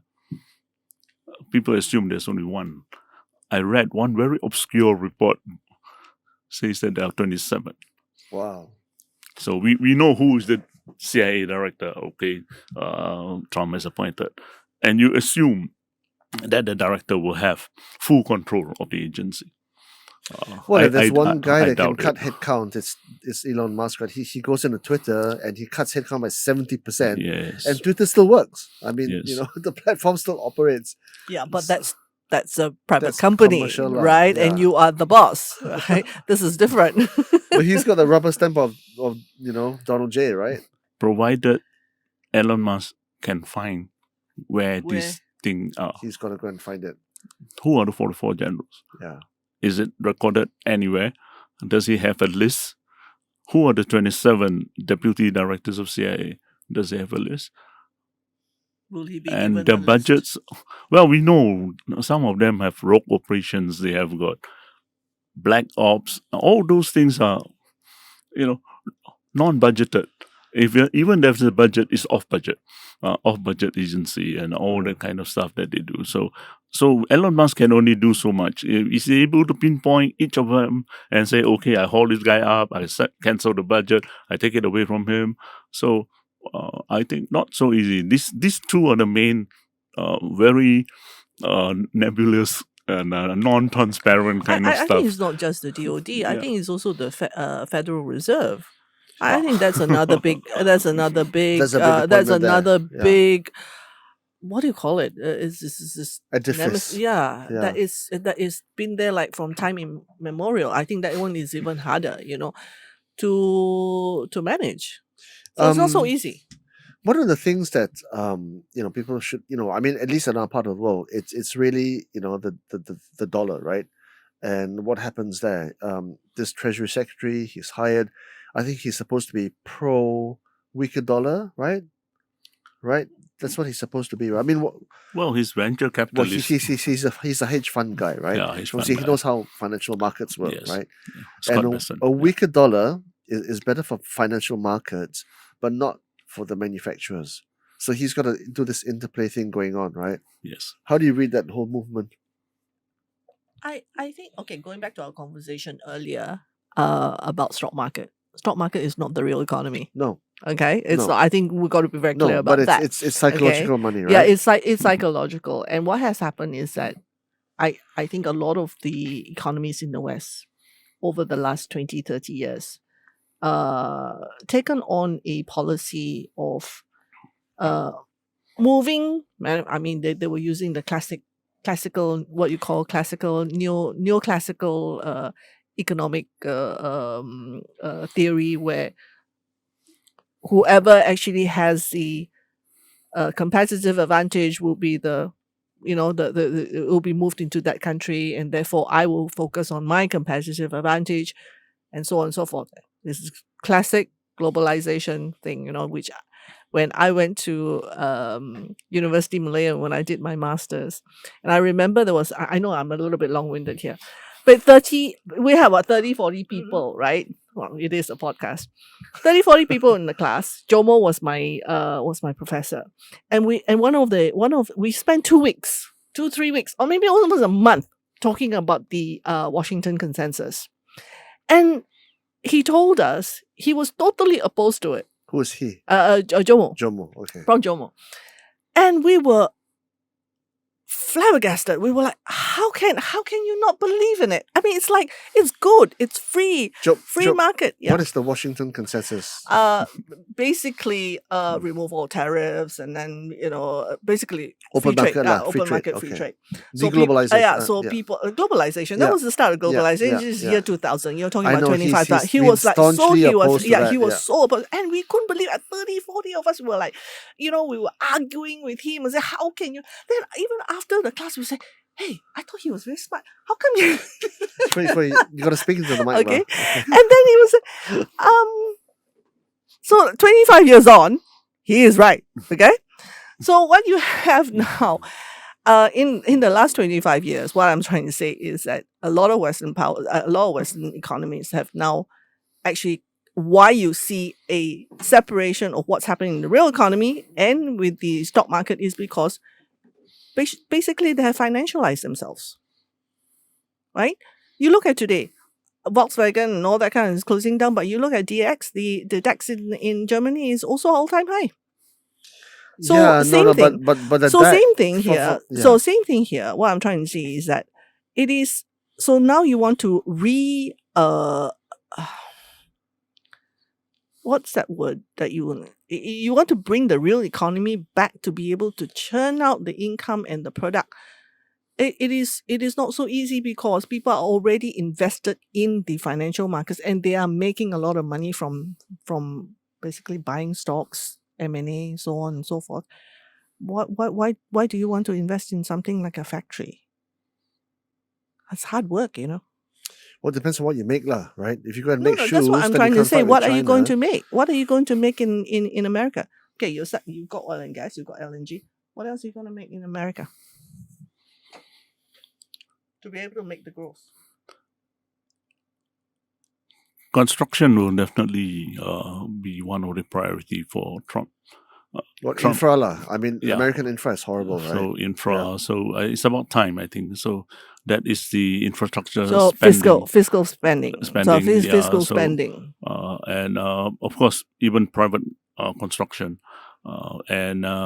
But Trump is a property guy also, so he understands Yeah. stuff like that. So houses and all that. So there will be Well, there's some. definitely a undersupply of housing stock in America, so that's one Yes. thing. Yes. So, Affordable housing stock. yeah, affordable houses. So, and that is his voter base also, because if he does this, he will get more popular and better for him, delivering part of his campaign promise for the ordinary people. AI is also actually quite big in America, despite the fact that a lot of people like to talk about China, because China will showcase a lot of stuff of AI. But the biggest AI companies in the world today are American. And Google has invested a lot on AI, and so is Microsoft. Even Amazon now is coming in. So, except that they do not showcase very much on what they have achieved with the AI. But I think a lot of things are in the works, and of course, even now we have Copilot in our laptops.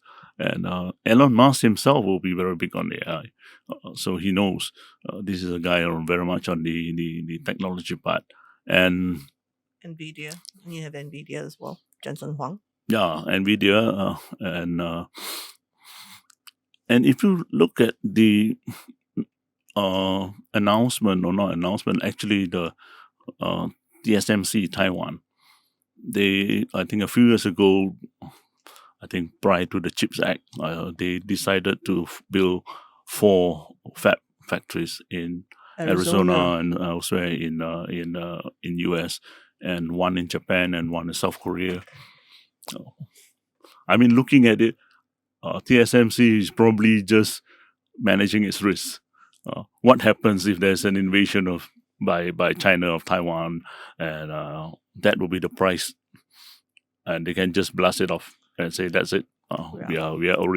We have a replica in Arizona anyway, so that kind of stuff. But those are the stuff that the semiconductors and the chips thing that is coming up in America, that will also help to spur a lot of growth. And Malaysia is also very key in that because we are providing a lot of the E&E equipment and some of the very high level design, chips design as well.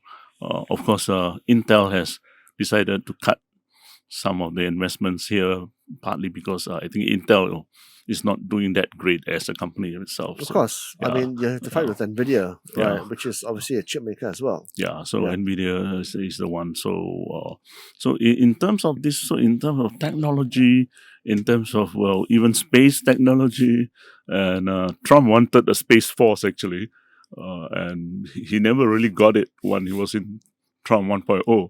So I think if you give it to Elon Musk, he say, yeah, I'll give you the space force. So there are a lot of things that can help to stimulate economic growth in America.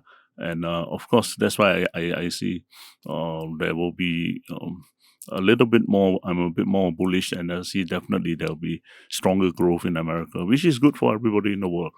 So, How much of your scenario planning analyzes trends in AI from the context of growth? Because there's this idea, growing momentum behind this idea that, when you analyze how GDP and economic growth is comprised traditionally, right? It is basically the sum total or a multiple of population growth, right? Productivity and debt growth, right? And of course, energy prices. When you have those four things in your favor, like what you have, well, the robots will bring huge productivity gains because they don't eat, they don't sleep, they don't have boyfriends, grandfathers can, they don't take emergency leave, all the same. They can work Right. 24/7, right? And they're so fast, right? yes. They will supplant the labor human element of it. And then you've got huge growth, you've got huge movements in clean energy, right? So which drives down energy prices, right? Wind, solar, all that kind of thing, right? So which leaves the only sole determinant of that whole trifecta, which is of course debt growth. And debt growth is cost. If you look at how money works now, you just print the hell out of it, right? If all those things work in your favor, and if you've got America as the nexus of AI, along with China, then we're looking at 100 years or 30 years or the next 50 years of unlimited GDP growth, which is no longer predicated on human input anymore. Right? Do you ever look at any of that and analyze the permutations involved behind any of that? Not really, because we were just looking at basically the near-term and mid-term effect of the Trump administration. Yeah. So in that, for the world, the region, and also for Malaysia. So generally, it's quite positive, right? So of course, AI, it can go either way. Yeah. And the fact is that it can be for the human good, or it can be abused and used Well, that's for why you something need else. frameworks, right? You need regulation, you need laws, right? I Yes. mean, right now, AI development is untrammeled. It's like an arms race. Everybody Yes. just develops helter-skelter with Yeah. they don't think about the consequences, right? Yeah, That's right. exactly. It's scary. So that's what you see when you were talking about AI. Yes, America has the potential to grow, It has, but it there has- is also such a thing called an AI race, right? Correct. There is a race going on. There is an Correct. absolute race going on. 100%. There is a competition going on. There is going to be a chip war, and it may not be just market driven, right? And like you say, it's just when I started the podcast just now, I was just, like I said, the whole world is under this moral confusion, right? What is right is become wrong, and what is wrong has become right. It is like it is mind-boggling, right? So, and I think this AI race is going to be maybe not so pretty. Glass half empty then. I mean, some of the strides they're making is ridiculous. Ridiculous. I mean, there's even signs of sentience now among the robots because they're teaching other robots. They're writing code for code. So I mean, Yes. this whole era of quantum computing is Yes. literally weeks, if not months away, Yeah. right? Right. And if you understand how quantum computing works, it's really quite astounding. Yeah. Because it's basically universal function rather than Yeah. than linear, binary function. Do you know what I mean, right? Right. Yeah. And of course, if you start talking about computer learning and machine learning, will we see the day of the Terminator? Yeah. So when the machine becomes sentient, they can think for themselves. Yep. So that would be a black swan. It is event. really a Yeah, so that's- really a Terminator You know, moment, right? you're Yeah. all terminated by the machine. Yeah. It's Yeah. doomsday Correct. for the whole world. So back in little old Malaysia, back on ground, what's changed since the last we spoke? The last we spoke, there was we were gossiping about this couple that wants to break up, and then there's another guy that wants to see this girl, right? Hey? What are you talking about? The Sorry. couple are Malaysia and Sarawak. Oh, Peninsula you're and talking Sarawak. about the couple, and then you're talking about Sabah and the Sarawak. marriage. The marriage. Yeah, the that marriage. is- yeah. Well, I mean, Sabah is and then Singapore is like the one that's looking and see who's eyeing breaking up- up. eyeing up Sarawak. Eyeing up Well, you're Sarawak. Okay. pretty, Yeah. What's What's happening changed there? Yeah. Well, Sabah is about to go into a state election, That's right. right? I don't think anyone wants change at the moment because of the fact that things are so uncertain out there. As much as we don't like what's going on, it's the same thing. We rather stick with what we know. So, which is nothing. Okay. Which is nothing. This is Sabah for you. Sarawak again, same trajectory. They are very clear about what they want. You Getting more get and the more same. impressive by the week. I mean, in Yeah, terms of the absolutely. policy You clarity. go into you just buy a ticket and go to Kuching. Every flight is full.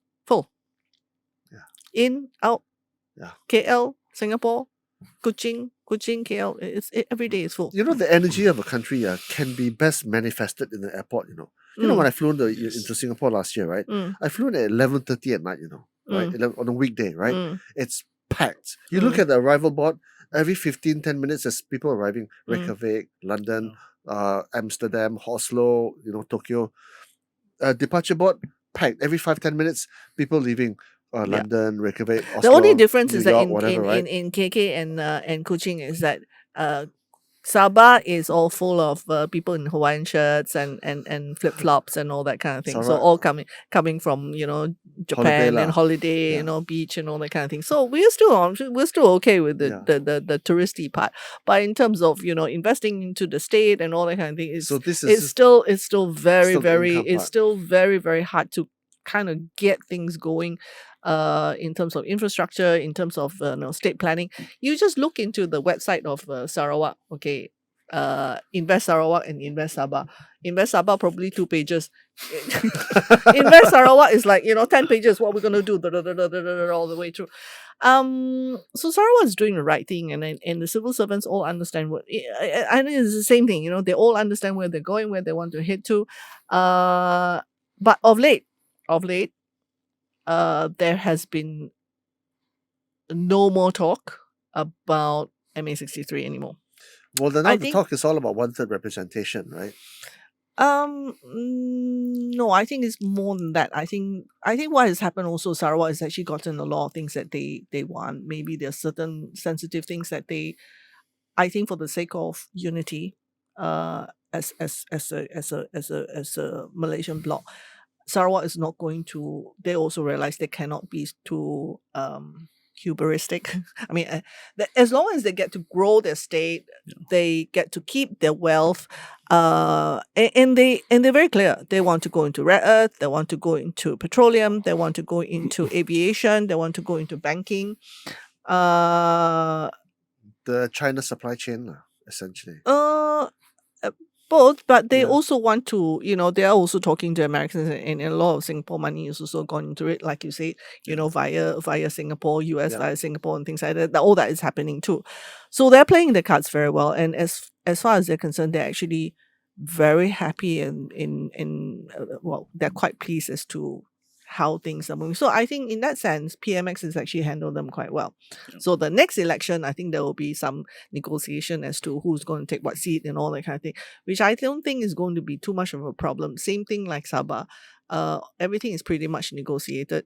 And then if there's any time that UMNO under Bung Mokhtar is going to have some mischief, maybe they're just going to pull out his corruption case again, and then once in a while poke him and his wife, and then after that all make it disappear, and then bring it back. I think this is all about lawfare now. I think they learned it from America. It's lawfare. It's not warfare. It's our lawfare. So yeah, I mean, whoever you don't like, you just bring them into a kind of situation. Yeah. And so far, no news. Okay. Well, no news is good news sometimes, right? Sometimes. Especially here. Yeah. Well, what do you mean by no news? Oh, no news mean no. We were talking about how what were we saying? Oh, what succession plans and whether Sarawak is going to go independent and then Succeed. to succeed, and then for Secede rather. yeah, Oh. to rather than secede, secession. not Oh. secession, Secession, not no, secession. no, And okay. then at one point, I think Philippines was getting actually quite aggressive. But I don't think all these things are going to go away. Yeah. It is just until will it's boil, until it's and that's stamped what. out into oblivion, or it happens either side. It's still going to be always a point of discussion. You talk to normal Sarawakians, right? They're itching to just, they had, I mean, anecdotally, they've had enough. The ones that I speak to. Well, like I said, the conversation gets heated up, Yeah. and then it gets is tempered. So at the moment, we're going through a period of being tempering, and everything is just simmering, but it's still boiling. Yeah. Like it always is in Malaysia as well, right? There's always this undercurrent of, I don't know what we have to call it, tension or whatever, right? Like Edin Khoo is telling me Malaysia is the only country in the world where every single race feels that they're the victim of something. Yeah. Right. Victimization syndrome. Right? Everybody thinks, it's us against them. Hello. That's sad. Right? Yeah. Well, my take on Sabah is that because I've been looking at all the elections worldwide, I think it was only India that the incumbent won. Yeah. Most other states would have a change of government. India's going gangbusters, man. Yeah. India's right. So, it is right. Modi. I mean, Right. even he had some challenges because it was a reduced majority, and so Sabah will go into that kind of uncertainty because as of now, I'm not too confident that the incumbent can retain power. So it's fashionable to change government, and Sabah has been doing this all the time, plenty of time. So transition, change of government. So I. Not that sure about Sabah, so there was quite a bit of uncertainty. Sarawak secession is the way I look at it. People talk about it because they want to talk about the political side, the political sentiment, but they forget about the geopolitics of it. Can Sarawak actually secede? Within 48 hours, you might just end up as part of Kalimantan. Indonesia will send its military in. Yeah. You can't secede if you don't even have your own military. Do you have? You don't have. So the best path for Sarawak and even Sabah to forge forward is maximum devolution of powers. Something like United Kingdom. Okay? Except for defense and foreign policy, everything else I decide. I have the autonomy, including finance and tax. So that would be the best case scenario for Sarawak. So they don't have to worry about, because foreign policy, leave it to the federal guys. Defense, they will defend us anyway, right? So Yeah, And the rest of it, the problem is that your federal will not survive because we are the ATM machine. of course, I mean, that is where That's where the contention is. We are your ATM machine. true. That is where this thing about Petronas and Petros that is going on will come up in terms, but it will be pretty long drawn battle. I don't see a way out unless they go to court. So they have to finally allow court to adjudicate it, and by the time the court adjudicates it, it's going to take a number of years. And PMX, being PMX, I think he's smart enough to negotiate some trade-off. That's why I think that's the reason why Sarawak is a bit silent on MA63, because a lot of things they asked for, they got it. Yeah. You know, they wanted Affin Bank and Bank Negara say, I think it's 30%. You can have a single shareholder with 30%. They got a waiver. So I think if they want to scale up to 90%, no one is going to stop them, right? So they have the money, so they want to buy, and truly, And even Independent Aviation Authority as well. Yeah. Which is control of your own airspace without the interference from Yes. CAM here, which Yeah. is I mean, they already started their own airlines. Yeah. So it's all there. So the education system is different in that sense. So they want to do. So I think a lot of things they're doing, which is the right thing to do, because now that you're an equal partner, so maximum devolution of rights to you. So whatever that's remaining is just some other areas, probably that part about finance and the oil and gas rights. So Sarawak is fine. So I believe the chief minister and all the cabinet will understand the geopolitics. You cannot just go out there alone and then you'll be eaten out by the wolves. Same for Sabah. You know, they'll be part of Mindanao. So stuff like that, I think as far as Sabah and Sarawak, we are pretty okay. And Singapore, I think I'm quite bullish on it, because we have this planned special economic zone that should be announced. I think some details coming out next month, just a In week Singapore? from now. Where exactly is that zone? SEZ, you know, the Singapore Johor Special Economic Zone. Yeah, it's kind of Right, like yeah, modeled on the it's, Shenzhen idea, correct. right? Yeah, so where are they going to draw that? I think it's kind of Makes sense. I mean, look at where Shenzhen is now. It's really, really impressive. Yeah, The size of it. Yeah. this is good, and has been Singapore's strategy. The closest neighbor and a neighbor whom they can really trust in the whole of area is actually Malaysia. So for them to be closer to Malaysia, it is actually also a part of security for them.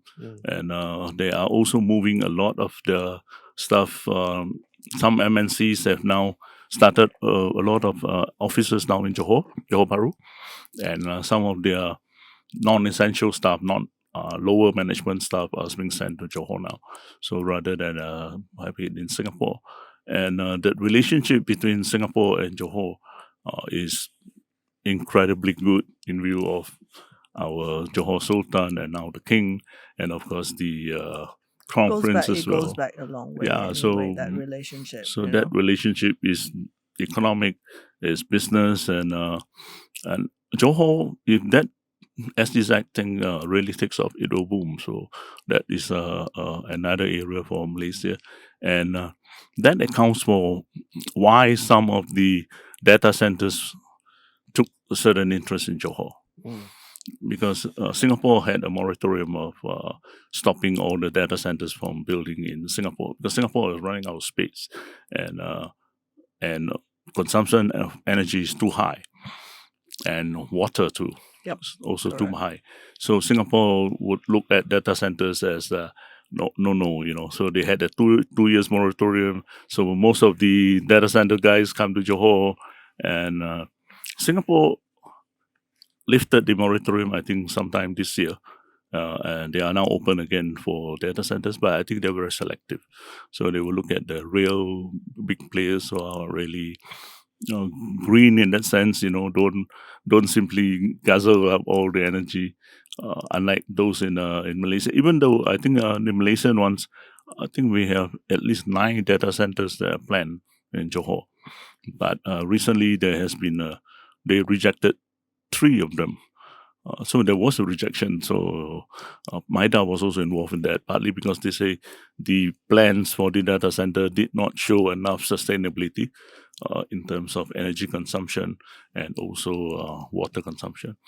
And so other than data centers, I think there are a lot of things that we can do in terms of Singapore-Johor relationship, JB. So the economic relationship would be something that is definitely can be leveraged to even a higher thing. So with that in mind, and a lot of things that is in Johor, and Johor politics seems to be fairly stable, and with the monarch there also holding everything status quo, I think in terms of southern part, it will be definitely quite good for Malaysia. So I think we've kind of like settled on the fact that there's nothing to worry about lah. It's gonna be hunky dory.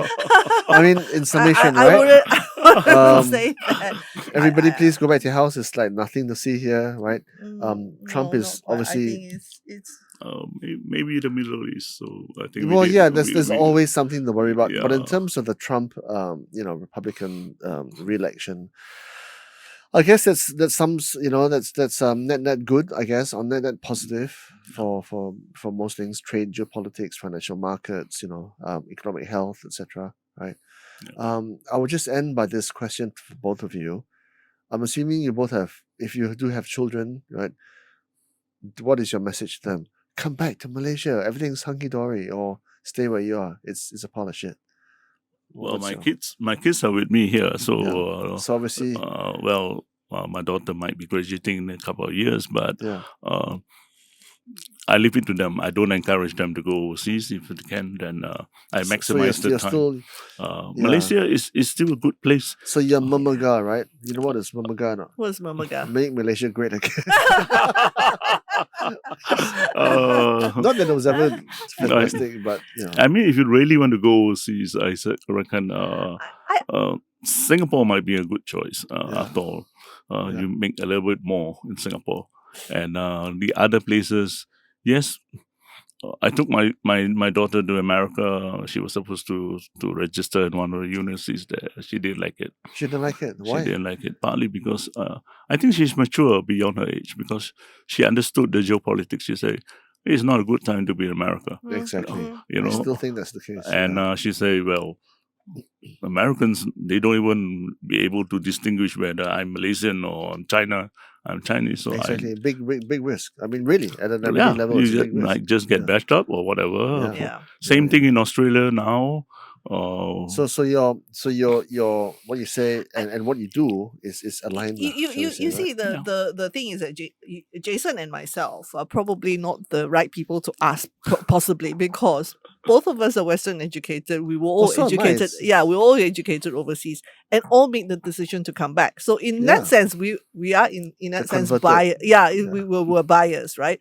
But we have cousins, we have siblings and all that overseas, and they made that decision. They are, I suppose they make their bed, so they're gonna sleep in it. So they have a different perspective. So you're probably asking the wrong person. Well, you because might feel it's but we are biased in the sense that I think the age of the next century, well, this century, it really is Asia. I mean, I saw, indubitably. and yeah, I think this is, if you here is you can complain about a lot of things, this, like you said, victimization, this, that, this is not good, that's not good. At the end of the day, it is to me, it's still home, and it's still I'm still a lot more comfortable here, and that's how I raise my children. So my son and my first two all studied overseas, and then just to put things into perspective, my youngest one has decided she wants to do her education here. Oh yeah, where? So locally, wherever, one of the universities Okay. here. So it also is a reflection that And hey, what's her reasoning? same thing. It's messy outside. Okay. And They seem to and be then- much more switched on than the other. Yeah, you and know? not only that, just I mean, if you want to go to Australia, we can always go there for holidays. Exactly. Exactly. Why it's come do to we- that point, hasn't it? And Yes. then when you go there and say, we're gonna do this ourselves, at home everything is done for us. You see, again, you're talking to a different, Yeah, group of yeah. kids now. Your T5 Yeah, lah. not T5 lah, Fui. 15. 15. 15. No, 15. No. I'm not saying I'm T15, but I'm just saying, they've come up this thing called T15. I'm like, what? What is that? No, I think the future is still Asia, 100%. Yes. right? And the 100%. opportunities are just so much. Although you can say in America, you have to, Yeah. but I don't.